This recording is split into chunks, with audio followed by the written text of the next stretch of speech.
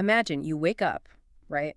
And you instantly strap this heavy, like 50-pound weight to your back. Oh man, yeah, that sounds completely exhausting. Right. And you are totally convinced that if you drop it for even 1 second, whether you are at the office or dropping the kids at school or having family over for dinner, you have just completely failed at life. Yeah, that crushing weight is the expectation of perfection. Exactly. So today we are doing a deep dive into how to finally put that weight down. We are looking at some brilliant material from Dr. Phang Car's MindfulGym. Which is such a fantastic program. It is an evidence-based mindfulness program built right here in Malaysia. Yeah, customized for our multi-ethnic community. It takes mindfulness from this vague concept and turns it into a real, practical survival skill you can use anywhere. Because let's face it, carrying that pressure all the time is just impossible. And the MindfulGym material points out that this exhaustion doesn't always come from our actual circumstances. Right, it comes from inside our own heads. Exactly. It comes from what they call the ghosts, we think. Basically, they're invisible mental habits. Oh, I like that. The ghosts, we think. Yeah, so you put on a pair of haunted glasses, right? Right.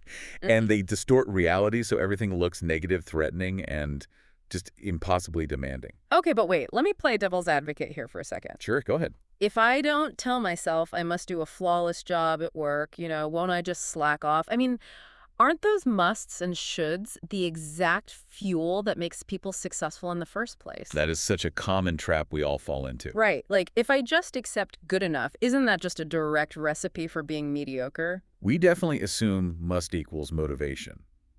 But psychologically speaking, rigid perfectionism triggers a massive fear of judgment. Oh, so it works against us. Exactly. It actually puts our brain into a freeze state.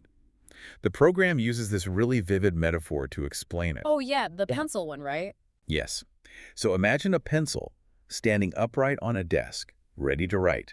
But suddenly, these dark storm clouds roll in over it, and they are labeled must, should, and perfect. Okay, I can picture that. Instead of writing faster or better, the pencil just gets completely soaked.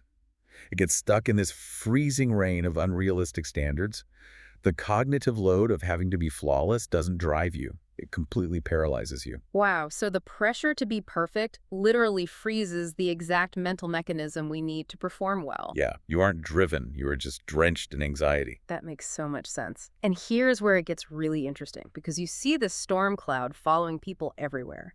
Take a hardworking student, for example. Oh, absolutely. A student might get back a really grueling exam with a 99%. Which is amazing. Right, but because they have those haunted glasses on, they totally filter out the 99% they mastered. The cognitive distortion turns that one single missing mark into an absolute failure. The ghost is telling them, I should have known that. Exactly, and the anxiety just takes over. And that scales right up to high-stakes environments, too. Like a busy nurse working a chaotic shift who makes one minor, harmless charting error. Yes, and instantly the ghost whispers that the whole ward thinks they are totally incompetent. One tiny slip-up just erases years of reliable care in their own mind. It even ruins our downtime. I mean, think about just hosting friends or family for dinner. Oh my gosh, yes. The pressure to be the perfect host. Instead of actually connecting with your guests, you spend the whole night agonizing over whether you said the exact right witty thing to every single person.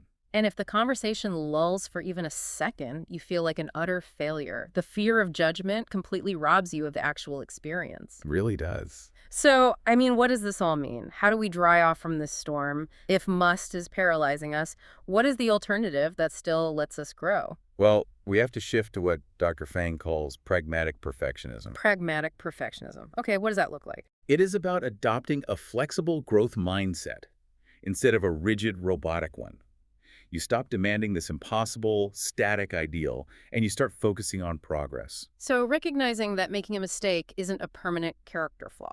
Exactly. It is simply data for learning. It really mirrors concepts like wabi-sabi or kintsugi. Oh, the Japanese art of repairing broken pottery with gold. Yeah. The idea isn't to hide the cracks or throw the bowl away because it is flawed. The learning process itself actually makes the bowl stronger and more valuable than if it had never broken at all. I love that. That is a beautiful way to look at it. Human beings are meant to be works in progress. Right. We aren't robots. No, we aren't.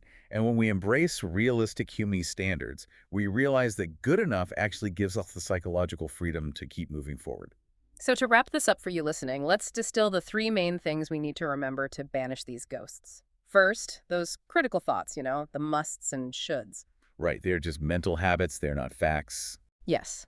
And second, those rigid expectations aren't motivational tools. Exactly, they are paralyzing storm clouds that just freeze your potential. And third, you have to replace that robotic perfectionism with flexible learning. A growth mindset that values your progress way more than a flawless Which performance. leads right to a practical step you can try today. The next time you catch yourself saying, I should do this or I must be that, just pause. Yeah, take a breath. Swap out that word for could. I could do this. Just notice how that single word shifts the pressure in your mind from a really heavy demand to an open choice. That is such a powerful shift. And to Yeah. leave you with one final thought today, think back to that drenched pencil, just terrified of the storm. Yeah. What if the mistakes you are so terrified of making are actually the exact stepping stones you need to master your craft?